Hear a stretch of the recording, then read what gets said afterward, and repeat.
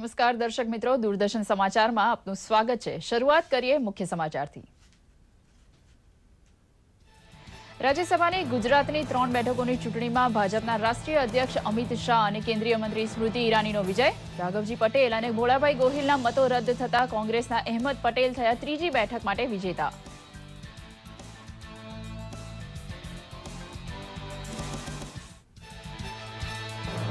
પ્રધાનમંત્રી નરેન્દ્ર મોદીએ અહેમદ પટેલ સહિત 3 વિજેતા ઉમેદવારોને પાઠવ્યા અભિનંદન। રદ મતો અંગેના ચૂંટણી પંચના નિર્ણય સામે કાનૂની વિકલ્પ પર વિચારવાનું જણાવતા મુખ્યમંત્રી વિજય રૂપાણી। અહેમદ પટેલની જીતને લોકશાહીની જીત ગણાવતા શક્તિસિંહ ગોહિલ।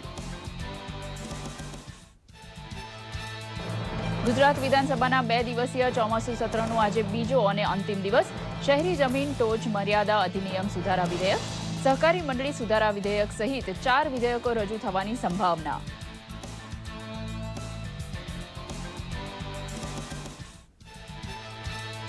પૂરથી અસર પામેલા બનાસકાંઠામાં સ્થિતિ બની રહી છે ઝડપથી પૂર્વવત। 7,61,000 લોકોને ચૂકવાયું ₹41.48 કરોડનું કેશ ડોલ। પાક નુકસાની અને જમીન ધોવાણ અંગેના સર્વેક્ષણની કામગીરી પૂરજોશમાં ચાલુ।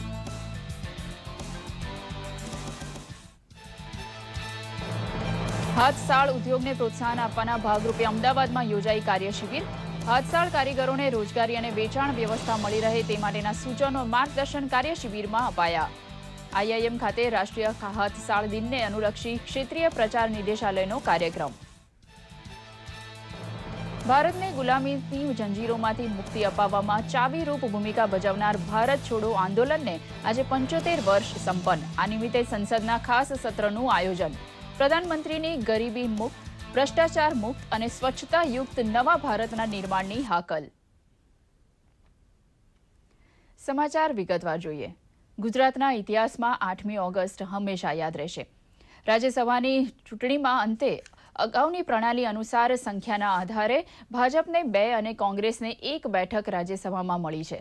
સમગ્ર ચૂંટણી મતદાન દરમિયાન ઉત્તેજનાભર્યો દ્રશ્યો સર્જાયા હતા। કોંગ્રેસમાંથી બગાવત કરી પક્ષ વિરુદ્ધ મત આપનાર રાઘવજી પટેલ અને ભોળાભાઈ ગોહિલ દ્વારા મત આપ્યા બાદ પક્ષના એજન્ટ શક્તિસિંહ ગોહિલને મત બેલેટ બતાવ્યા બાદ ભાજપના મોવડીઓને પણ પોતે ભાજપને મત આપ્યો છે તેવું બતાવતા કોંગ્રેસે વાંધો લીધો હતો। ભારે વિવાદ બાદ આ મુદ્દો મુખ્ય ચૂંટણી કમિશનર દિલ્હી ખાતે ગયો હતો। સમગ્ર પ્રક્રિયાનું વિડીયો રેકોર્ડિંગ જોયા બાદ રાત્રે 11:30 કલાકે ચૂંટણી પંચે રાઘવજીભાઈ અને ભોળાભાઈનો મત રદ કરવાનો ચુકાદો આપ્યો હતો અને તેની લેખિત જાણ ગુજરાતના ચૂંટણી રિટર્નિંગ અધિકારીને કરવામાં આવી હતી। મતપેટીમાંથી આ બંને મતો અલગ કરાવ્યા બાદ મતગણતરી મોડી રાત્રે ફરી શરૂ કરવામાં આવી હતી। સત્તાવાર 174 મતની ગણતરી હાથ ધરાતા કેન્દ્રીય મંત્રી સ્મૃતિ ઈરાનીને 46, ભાજપના રાષ્ટ્રીય અધ્યક્ષ અમિત શાહને 46, જ્યારે કોંગ્રેસના અહેમદ પટેલને 44 મત સાથે જીતેલા જાહેર કરાયા હતા। આમ અમિત શાહે પ્રથમ વખત રાજ્યસભાના સાંસદ તરીકે પ્રવેશ કર્યો છે। પ્રધાનમંત્રી નરેન્દ્ર મોદીએ ગુજરાત રાજ્યસભામાં જીતેલા 3 સભ્યોને અભિનંદન પાઠવ્યા હતા। આ ચૂંટણીમાં કોંગ્રેસમાંથી બગાવત કરીને ભાજપમાં જોડાયેલા બળવંતસિંહ રાજપૂતને 38 મત મળતા તેમની હાર થઈ હતી। अहमद पटेल ने 4,400 वोट लिया है, उसके खाते में है और उसको मैं डिक्लेयर इलेक्टेड करता हूँ। दूसरा, BJP sponsor candidate Shah Amit भाई अनिल चंद्र, उन्होंने 4,600 वोट पोल्ड किया है, उसको भी मैं डिक्लेयर इलेक्टेड करता हूँ। तीसरी सीट के लिए बीजेपी स्पॉन्सर्ड श्रीमती स्मृति जुबिन ईरानी, उन्होंने भी 4,600 वोट पोल्ड किया है, उसको भी मैं डिक्लेयर इलेक्टेड करता हूँ। बलवंत सिंह राजपूत को 3,800। जो कंप्लेन मुझे मिली वो कंप्लेन मैंने डिसाइड करके मेरे रिपोर्ट में चुनाव आयोग को भेजी थी। बीजेपी ने भी ये जो वोटिंग प्रोसीजर का वायलेशन की कंप्लेन दी है तो उसको भी मैंने वो लास्ट रिपोर्ट में आयोग को भेज दिया है। પરિણામ જાહેર થયા બાદ મુખ્યમંત્રી વિજય રૂપાણી તથા કોંગ્રેસના શક્તિસિંહ ગોહિલે પોતપોતાની प्रतिक्रियाओं આપી હતી। राघवजी भाई और भोड़ा भाई का वोट, जो वीडियो भी आज सबके बीच सोशल मीडिया में फिर रहा है, तो दिखाई पड़ता है कि उन्होंने सिर्फ कांग्रेस के इलेक्शन एजेंट शक्ति सिंह जी को वो वोट दिखाया, फिर बैंड किया और फिर डब्बे में डाला। तो कोई अमित भाई को वोट नहीं दिखाया है, न स्मृति जी को वोट दिखाया है, न बलवंत सिंह को वोट दिखाया है। फिर भी चुनाव आयोग ने उसको खारिज किया है। इसके साथ हम सम्मत नहीं है। आने वाले दिन में हम कानूनी जो कुछ कार्यवाही हो सकेगी हम जरूर करेंगे और सत्य इसका साथ लेकर हम उसमें से रास्ता निकालने की कोशिश करेंगे। ये मेरे कांग्रेस के विधायक साथियों की ये जीत है। मेरे उन आदिवासी भाइयों का मैं धन्यवाद करता हूं जिन आदिवासी विधायकों ने एकजुट होके लोकतंत्र बचाने के लिए संघर्ष साथ मिलके किए। આજથી 75 વર્ષ પહેલા ગુલામીની જંજીર ઉખેડી ફેંકવા મહાત્મા ગાંધીના આહવાન ઉપર સમગ્ર દેશ કરો યા મરોના સંકલ્પ સાથે સડક પર ઉતરી આવ્યો હતો। ડોક્ટર યુસુફ મેહર અલીના અંગ્રેજો ભારત છોડોના નારાએ દેશમાં ક્રાંતિનો માહોલ ઊભો કર્યો હતો। વર્ષ 1942માં ઓગસ્ટ મહિનામાં શરૂ થયેલી આ ક્રાંતિના 5 વર્ષ બાદ દેશ ઓગસ્ટ મહિનામાં આઝાદ થઈ ગયો।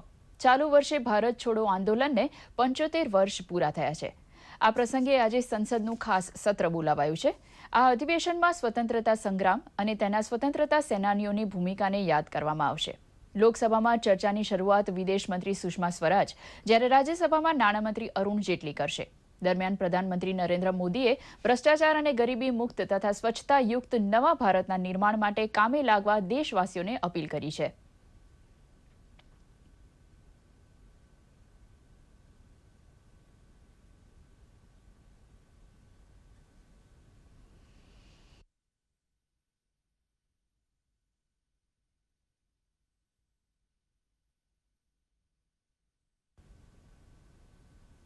વિધાનસભાના 2 દિવસના ચોમાસુ સત્રનો આજે બીજો અને અંતિમ દિવસ છે। સૌ પ્રથમ વખત મહાત્મા મંદિર ખાતે મળી રહેલ સત્રના બીજા દિવસે આજે શહેરી જમીન ટોચ મર્યાદા અધિનિયમ સુધારા વિધેયક, સહકારી મંડળી સુધારા વિધેયક, ખેત જમીન ટોચ મર્યાદા સુધારા વિધેયક અને સિંગલ વિન્ડો ક્લિયરન્સ વિધેયક રજૂ થઈ શકે છે। આ અગાઉ ગઈકાલે અધ્યક્ષ શ્રી રમણભાઈ વોરાએ ધારાસભ્યોને આવકારી શોકદર્શક ઠરાવથી કાર્યવાહીની શરૂઆત કરી હતી। ગુજરાતના 13મા રાજ્યપાલ નરેન્દ્ર સક્સેના અને સૌરાષ્ટ્રના ધારાસભ્ય ડોક્ટર શાંતાબેન ચાવડાના થયેલા અવસાન નિમિત્તે શોક ઠરાવ રજૂ થયા હતા। આ ઉપરાંત મુખ્યમંત્રી વિજયભાઈ રૂપાણીએ તાજેતરમાં અતિવૃષ્ટિના કારણે થયેલી પૂર હોનારતમાં થયેલી જાનમાલની નુકસાની, ઢોરોના મૃત્યુ, પાકની ખુવારી અને લોકોના મૃત્યુ અંગે શોક અને દુઃખની લાગણી વ્યક્ત કરી હતી। કેન્દ્ર સરકારના માહિતી અને પ્રસારણ મંત્રાલય દ્વારા નેશનલ હેન્ડલૂમ દિવસને અનુલક્ષી વિવિધ કાર્યક્રમોની ઉજવણી થઈ રહી છે। આઈઆઈએમ અમદાવાદ ખાતે પણ વિષય નિષ્ણાતોની ઉપસ્થિતિમાં આ દિવસની ઉજવણી થઈ હતી। ઉજવણી સમારંભમાં વિષય નિષ્ણાતોએ પાવર પોઈન્ટ પ્રેઝન્ટેશન રજૂ કરીને તેમજ મૌખિક માર્ગદર્શન આપીને આ ક્ષેત્રના કામદારોને આગળ વધવામાં મદદ કરવા પ્રયાસ કર્યો હતો। હસ્ત અને હાથસાળ ઉદ્યોગ વિલુપ્ત ન થતા ટકી રહે તે માટે લોન સહાય, ભીમ એપ, ઈ-ધારા વગેરેની સમજૂતી શ્રમિકોને આપવામાં આવી હતી। ઉપસ્થિત રહેલા યુવાનોએ પણ હાથસાળ નિર્મિત પોશાકો ખરીદવાની હિમાયત કરી હતી।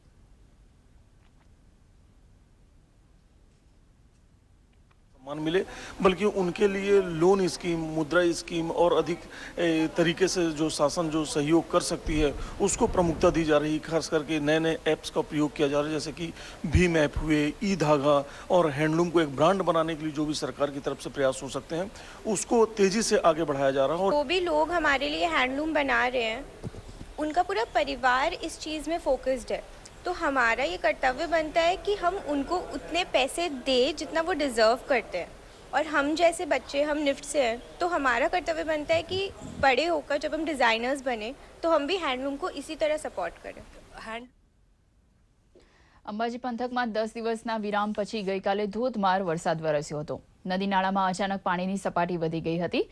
માઇન્સમાંથી નીકળેલી ટ્રક નદીમાં અધવચ્ચે બંધ પડી જતા ટ્રક ચાલક પાણીના પ્રવાહ વચ્ચે ફસાઈ ગયો હતો। ટ્રક ડૂબવા લાગતા ચાલક કેબિન ઉપર ચડી ગયો હતો। અંબાજી પોલીસને ઘટનાની જાણ થતાં સ્થળ ઉપર પહોંચી ગઈ હતી। જોકે માઇન્સના મજૂરોએ દોરડા નાખીને ટ્રક ચાલકને તો બચાવી લીધો હતો, પરંતુ નદીમાં ઉત્તરોત્તર પાણી વધતા ટ્રક ડૂબી ગઈ હતી। અંબાજી પંથકમાં વરસાદ મન મૂકીને વરસ્યો હતો।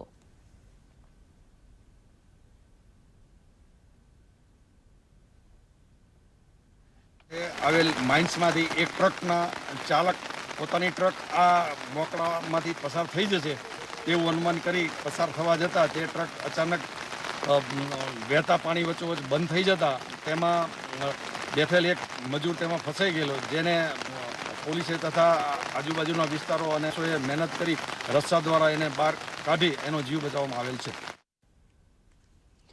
પૂરથી અસર પામેલા બનાસકાંઠા જિલ્લામાં સ્થિતિ ઝડપથી પૂર્વવત બની રહી છે. જિલ્લાના ગામોમાં વીજળી અને પાણી સહિતની સુવિધા પહોંચી ચૂકી છે. મોટાભાગના રસ્તા ઉપરથી પાણી ઉતરી ચૂક્યા હોવાથી એસટીના તમામ રૂટ પર પરિવહન વ્યવહાર યથાવત ચાલુ થઈ રહ્યો છે. અસરગ્રસ્તોને કેશડોલ સહિતની સહાય આપવાની કામગીરી પણ પૂરજોશમાં ચાલી રહી છે. બનાસકાંઠા જિલ્લા કલેક્ટર દિલીપ રાણાએ જણાવ્યું હતું કે 7,61,000 લોકોને ₹41.48 કરોડની કેશડોલની ચૂકવણી કરવામાં આવી છે. પાક નુકસાની અને જમીન ધોવાણ અંગેના સર્વેક્ષણની કામગીરી પણ સંખ્યાબંધ ટુકડીઓ કરી રહી છે.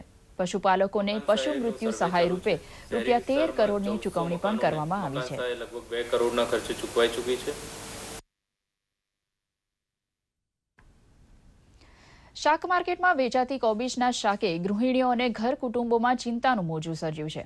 આ વિચિત્ર લાગતી કોબીજ કોઈ રાસાયણિક કે કૃત્રિમ પદ્ધતિથી તો તૈયાર નથી થઈને તે મુદ્દે મહિલાઓમાં દ્વિધા સર્જાઈ છે. મોરબી પંથકમાં તો શાક બજારમાંથી લાવેલા કોબીજના દડાને ગેસના ચૂલા પર મૂકી ગૃહિણી જાતે જ પરીક્ષણ કરવા લાગી છે. શાક બજારમાં વેચાતી કોબી આરોગ્ય માટે હાનિકારક તો નથી ને, તે મુદ્દે વ્યાપક ચિંતા ઉઠી છે. લોકોમાં માંગણી ઉઠી છે કે આરોગ્ય અને કૃષિ તંત્ર કોબીજનું પરીક્ષણ કરીને આ ચિંતાનું સમાધાન કરે.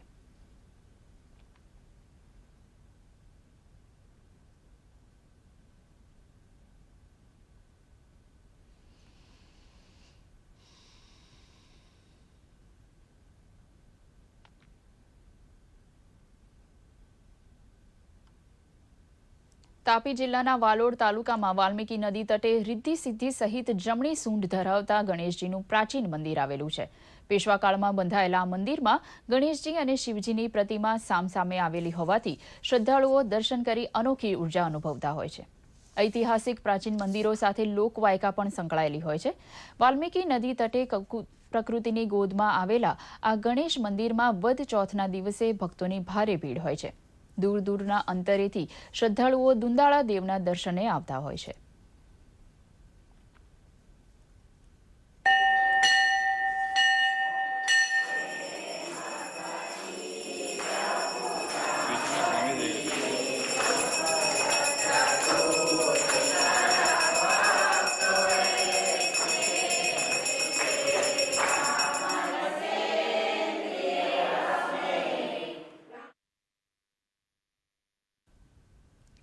શ્રાવણ મહિનામાં રાજ્યના શિવ મંદિરોમાં ભોળાનાથને રીઝવવા ભક્તો ઉમટી રહ્યા છે. અંતરિયાળ વિસ્તારોમાં આવેલા પ્રાચીન શિવ મંદિરોમાં પણ ભક્તો શ્રદ્ધાપૂર્વક પહોંચીને શીશ નમાવી કૃતાર્થ થઈ રહ્યા છે. શિવ પર્વની રાજ્યભરમાં થઈ રહેલી ઉજવણી સંબંધે પ્રસ્તુત છે એક અહેવાલ. અરવલ્લીની ગિરિમાળાના પોળોના જંગલોમાં ગાઢ વનરાજી વચ્ચે આવેલા સારણેશ્વર શિવાલયે દૂર દૂરથી ભક્તો દર્શને આવી રહ્યા છે. રાજસ્થાનના સિરોહીના રાજકુમારી દ્વારા આ મંદિર તૈયાર થયું હોવાની માન્યતા છે. ખળખળ વહેતા ઝરણાઓથી ઘેરાયેલા આ મંદિરમાં શિવ દર્શન કરીને શ્રદ્ધાળુઓ ધન્યતા અનુભવી રહ્યા છે. મંદિરની પ્રાચીન કોતરણી આગંતુક ભક્તોને પણ મુગ્ધ કરે છે. ભક્તો અનેક રૂપે શિવને ભજતા રહેતા હોય છે. મોડાસા તાલુકાના સરડોઈ ગામે આવેલા પારાના શિવલિંગને શ્રદ્ધાળુઓ અભિષેક કરે છે. શિવલિંગના વજનમાં તેથી ઉત્તરોત્તર વૃદ્ધિ થઈ રહી છે. શ્રાવણ મહિનામાં શ્રદ્ધાળુઓ આ પારાના શિવલિંગના દર્શન કરીને ધન્યતા અનુભવતા હોય છે. મહીસાગર જિલ્લામાં શેઢી નદીના કાંઠે આવેલા ધામોદ ખાતે આવેલા કેદારેશ્વર શિવ મંદિરનો પણ પંથકમાં મહિમા છે. 700 વર્ષ જૂના સ્વયંભૂ શિવલિંગના દર્શને શ્રદ્ધાળુઓ મોટી સંખ્યામાં આવે છે. પ્રકૃતિની ગોદમાં આવેલા આ શિવાલયનું વિસ્તારના ઇતિહાસમાં પણ ખૂબ મહત્વ છે. તાપી જિલ્લામાં પણ અનેક પ્રાચીન શિવાલયો આવેલા છે. સોનગઢ તાલુકાના સૂર્ય તાપેશ્વર મહાદેવનો પણ પંથકમાં મહિમા છે. શૃંગી ઋષિ દ્વારા સ્થાપિત આ પવિત્ર શિવ મંદિરમાં શ્રદ્ધાળુઓ શિવ આરાધના કરતા રહે છે. શુલપાણેશ્વર મહાદેવનું મંદિર તો રાજ્યનું સૌથી પ્રાચીન મંદિર કહી શકાય. પરંતુ નર્મદા ડેમ બનતા પ્રાચીન મંદિર સરદાર સરોવરમાં જળમગ્ન થતા શિવલિંગના સ્થાનાંતર સાથે નવું મંદિર ઊભું કરવામાં આવ્યું છે. નર્મદાના પાણીમાં જળ સમાધિ લઈ ચૂકેલા પ્રાચીન શિવાલયની તસવીરો ટ્રસ્ટે હજુ સાચવી રાખી છે. મધ્યપ્રદેશ અને મહારાષ્ટ્રના શ્રદ્ધાળુઓ પણ શુલપાણેશ્વર શિવાલયમાં ખાસ શ્રદ્ધા ધરાવે છે. દ્વારકા નજીક આવેલા ઋણમુક્તેશ્વર મહાદેવમાં શ્રદ્ધાળુઓ દર સોમવારની વિવિધ રીતે ઉજવણી કરતા રહે છે. દર સોમવારે લોકમેળો યોજાતો રહે છે. મંદિર ખાતે મહાકાલેશ્વર મહાદેવની ઝાંખી ઊભી કરીને શ્રદ્ધાળુઓને મહાકાલેશ્વરના દર્શનનો પણ લાભ અપાયો હતો. જામનગરના કુબેર ભંડારી મહાદેવના દર્શને પણ ભક્તોની ભીડ જામે છે. મંદિરના પૂજારીએ 1.25 લાખ રુદ્રાક્ષમાંથી તૈયાર કરીને ભક્તોને દર્શનનો લાભ આપ્યો છે. પંથકના શ્રદ્ધાળુ શિવ મંદિરમાં આવીને શીશ નમાવે છે. વરસાદ વરસી ચૂક્યો છે, વાતાવરણમાં ઠંડક પ્રસરી ચૂકી છે. તેવામાં શિવ ભક્તો આભારવશ શિવ ભક્તિમાં મસ્ત છે. દૂરદર્શન સમાચાર, અમદાવાદ. આ સાથે જ આ સમાચાર અહીં સમાપ્ત કરે છે. નમસ્કાર.